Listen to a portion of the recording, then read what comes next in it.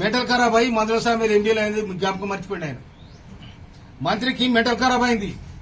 Mental ఖరాబ్ అయ్యి ఇక్కడ ఎమ్మెల్యేలు వేయడానికి ఆయన జ్ఞాపకం పాపం మర్చిపోయిండు. అంటే వీళ్లకు ఎస్సీ నియోజకవర్గం అంటే లెక్కలేదన్నట్టు అహంకారం అన్నట్టు. ఎస్సీ నియోజకవర్గం అంటే అహంకారము. మీ అహంకారపూరితమైన రాజకీయాన్ని సాగు దెబ్బ కొడతామని కూడా హెచ్చరిస్తాను నేను. మా దప్పులు మోగుతాయి, మా దండోరు లేస్తాయి. మా జోలికొస్తే రాజకీయ సమాధికి మీరు దప్పులు కొడతాం. మీరంతా మీరు ఉండండి, మా అంతరం మాను. మా గౌరవాన్ని మీరు చిన్నతనం చేస్తే అంతకంటే చిన్నతనం చేస్తాం. తుంగతుర్తి మోత్కూరులో 2 కిలోమీటర్ రోడ్డు కోసం 100 సార్లు తిరిగినా ఆర్మీ మినిస్టర్ నువ్వు ఏం చేసినావు చెప్పు. ఏం చేసినావు? శవాల పేరు మీద రాజకీయాలు చేస్తారా?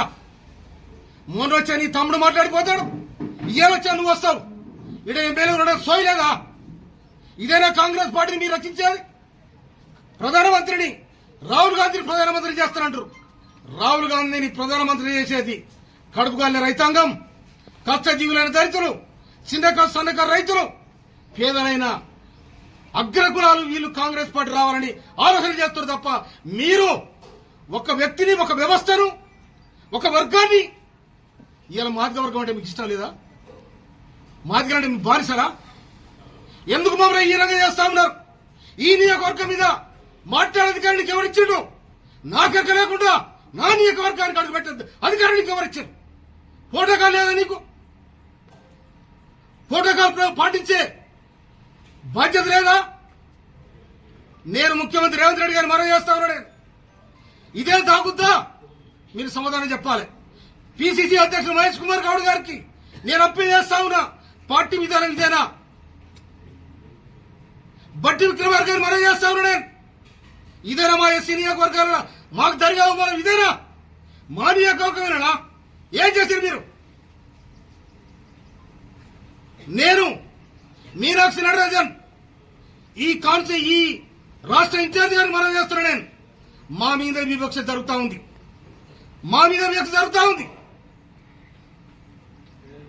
రాహుల్ గాంధీ సామాజిక న్యాయం జరగాలి, బీసీలకు న్యాయం జరగాలి. 1931 జరిగిన బీసీల కొరగాలని ఇప్పటి వరకు జరగలే. కనుక జరగాలని ఇవాళ 52% బీసీలకు అవకాశం ఉందని చెప్పి ముఖ్యమంత్రి రేవంత్ రెడ్డి గారు నిండు అసెంబ్లీలో ప్రకటన చేయడం జరిగింది.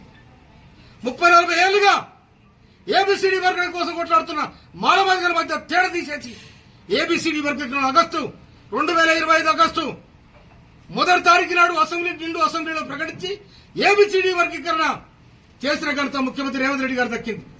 కానీ ఇవాళ ఈ దేశం 68,000 మేడతో గెలిచిండు. ఈడ మంత్రుల సామేల్ 52,000 మేడతో గెలిచిండు. మీకు చేసి ఆపలేమే, మీ చెంతకు రాలే. మమ్మల్ని ఎందుకు హీనంగా మాట్లాడుతా ఉన్నా? మీ నియోజకవర్గాలు చూసుకోరి, మీ నియోజకవర్గం మీ సక్కదనం చూడండి. ఏమనుకుంటున్నారో మీరు? మా నియోజకవర్గాల కోసం కానీ నేను 24 గంటలు జనం మధ్యలో ఉంటున్నాను. నేను 24 గంటలు జన సమస్యలు పరిష్కరించడం. నేను అన్ని కులాలు కలుపుకోబోయాను, నేను అన్ని వర్గాలు కలుపుకోబోయాను. నేను స్వయానం కౌలు రైతు. నేను నాకు ఇంత భూమి ఉన్నా కూడా నేను వ్యవసాయం చేసుకుని నా పక్కన ఉన్న రెడ్డిలతో వ్యవసాయం చేసుకుని బతుకున్నాను నేను.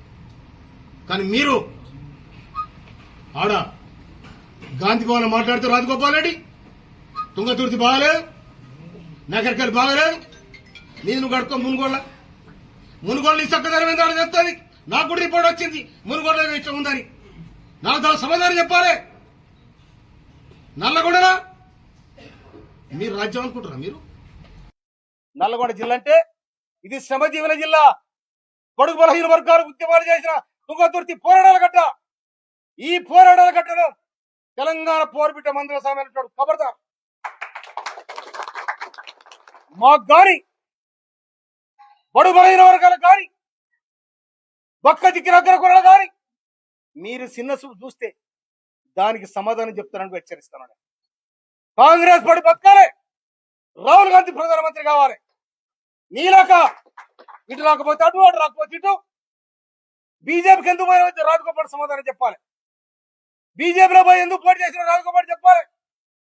నువ్వు రాహుల్ గాంధీ ఇచ్చావు, సోనియా గాంధీ ఇచ్చావు, అన్ని మర్చిపోయి మళ్ళా కాంగ్రెస్ లోకి వచ్చి పోటీ చేసినావు. కాంగ్రెస్ లోకి వచ్చి పోటీ చేసి నికార్సైన కాంగ్రెస్, మా కాంగ్రెస్ అంటే వీళ్ళంతా ఎవరు? ఈ సర్పంచులంతా ఎవరు? ఈ కార్యకర్తలు ఎవరు? ఈ లీడర్ అంతా ఎవరు? కనుక మళ్ళీ ఒకసారి తుంగతుర్తి కోసం గాని, నకరగల కోసం గాని, మా మాదిగ సీట్ల కోసం, మా దళిత సీట్ల కోసం మీరు మాట్లాడితే దానికి సమాధానం దొరుకుతుందని కూడా మనం చేస్తున్నాను. రేవంత్ రెడ్డి గారు సీరియస్ గా తీసుకున్న విషయం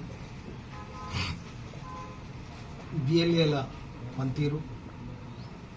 మన దగ్గర 2,63,000 ఓట్లు ఉన్నాయి. మన నియోజకవర్గం 2,63,000 చిల్లర ఓట్లు ఉన్నాయి. 746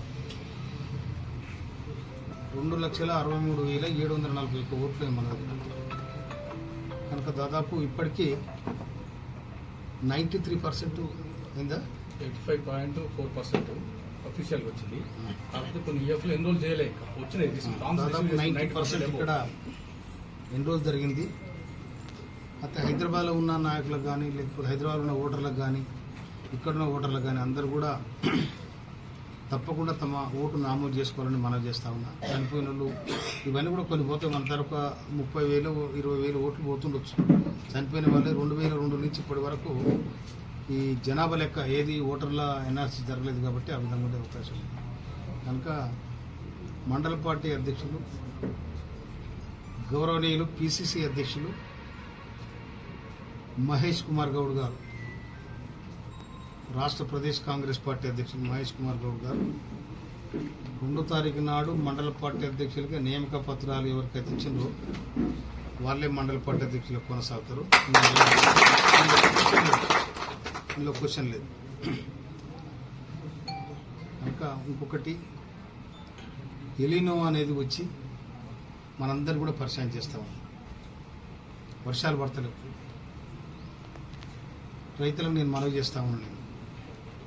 మనకు వెనకడ పెసాలు పండించింది తెలుసు, నువ్వులు పండించింది తెలుసు, కందులు పండించింది తెలుసు, ఉలువలు పండించింది తెలుసు, కొర్రలు, రాగులు, ఒరిగలు కూడా పండించిన సంగతి మనం చూసినాం కళ్ళారు.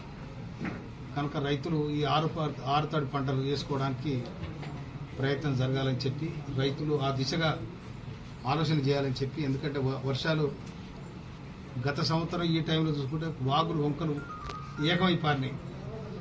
నా లైఫ్లో నేను మా ఊరు చెరువెండిపోగా ఏరెండిపోగా నేను చూడలేదు. కానీ చెరువెండిపోయింది, ఏరెండిపోయింది. ఊరు రాష్ట్రం మొత్తం కూడా అదే తరీకలో ఉంది. కనుక రైతులకు మనం చేస్తున్నాం. మనకు శాస్త్రవేత్తల కంటే రైతే శాస్త్రవేత్త. ఎప్పుడు ఏ పంట వేయాలి, ఎప్పుడు ఏం చేయాలనేది కూడా అది రైతులకు బాగా అర్థమైన ఆలోచన. తర్వాత ఇంకోటి, తుంగతుర్తి నియోజకవర్గం అనేది ఎస్సీ నియోజకవర్గం, రిజర్వ్డ్ చేయబడ్డ నియోజకవర్గం. కనుక ఈ నియోజకవర్గాన్ని ఇది ఎస్సీకి రిజర్వ్ చేయబడింది. రాజ్యాంగం ప్రకారం ఎవరో దారదత్తం చేసింది కాదు. ఇది డాక్టర్ బిఆర్ అంబేద్కర్, ఆనాడు పండిట్ జవహర్లాల్ నెహ్రూ, సర్దార్ వల్లభాయ్ పటేల్ వాళ్ళందరూ కూడా రాజ్యాంగంలో పొందుపరిచి నిమ్న జాతులకు కూడా అవకాశం పొలిటికల్గా ఇవ్వాలని చెప్పి ఇలాంటి 15% రిజర్వేషన్, 60% ఎస్టీలకు, 15% ఎస్సీలకు రిజర్వేషన్ ఇవ్వడం జరిగింది. ఆ రిజర్వేషన్ ప్రకారము నగరకల్లు ఎస్సీ అయింది, తుంగతుర్తి ఎస్సీ అయింది. కాంగ్రెస్ పార్టీ అనేది కాంగ్రెస్ పార్టీని వెనక ఉండి, ముంగట ఉండి, ముందు వరుసలో ఉండి నడిపించింది బడుగు బలహీన వర్గాల అనే సంగతి మర్చిపోద్దని మనం చేస్తున్నాడు. ఎందుకంటే కాంగ్రెస్ పార్టీ ఎవరో సొత్తు కాదు, ఎవరో జేబు సంస్థ కాదు. ఇది 142 సంవత్సరాల చరిత్ర కలిగిన కాంగ్రెస్ పార్టీ. నువ్వు బీజేపీ నుండి కాంగ్రెస్ లోకి వచ్చినావు. నువ్వు మండల పార్టీ అధ్యక్షులందరూ కూడా నీ ఎంట వచ్చిన బీజేపీ వాళ్ళకి చేసినావు. కాంగ్రెస్ పార్టీని పతనం చేయడానికే నువ్వు కాంగ్రెస్ పార్టీ నుంచి ఒక దళితుడైన బట్టి విక్రమార్క సిఎల్పి లీడర్ ఉంటే నువ్వు దాన్ని భరించలేక, ఓర్చుకోలేక నువ్వు పోయి బీజేపీతో లింక్ కట్టి బీజేపీతో కాంగ్రెస్ పార్టీని బొందబెట్టాలని బీజేపీ తరఫున నువ్వు మునుగోళ్ళ బీజేపీ తరఫున పోటీ చేస్తే ఓడిపోయినావు. మళ్ళా వచ్చి మళ్ళా కాంగ్రెస్ చేరిన ఎన్నికల ముందు. కానీ నువ్వు ఎవరి మండల పార్టీ అధ్యక్షుని చేసినావు? నీ ఎంట ఎవరైతే వచ్చారో బీజేపీ వాళ్ళని మండల పార్టీ అధ్యక్షుడు చేసినావు. ఇక్కడ నేను చేసిన 9 మంది కాంగ్రెస్ పార్టీ కోసం కష్టపడి పనిచేసిన వాళ్ళు.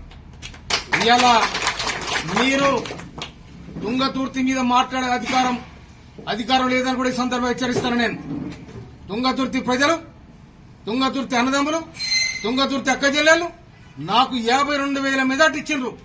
ఈ గడ్డను, తెలంగాణ గడ్డను పోరాటాల గడ్డగా, తెలంగాణ ఉద్యమకారుడిగా నా నిర్మాణం అయ్యాలని నన్ను కాపాడగలిగింది కాంగ్రెస్ పార్టీ.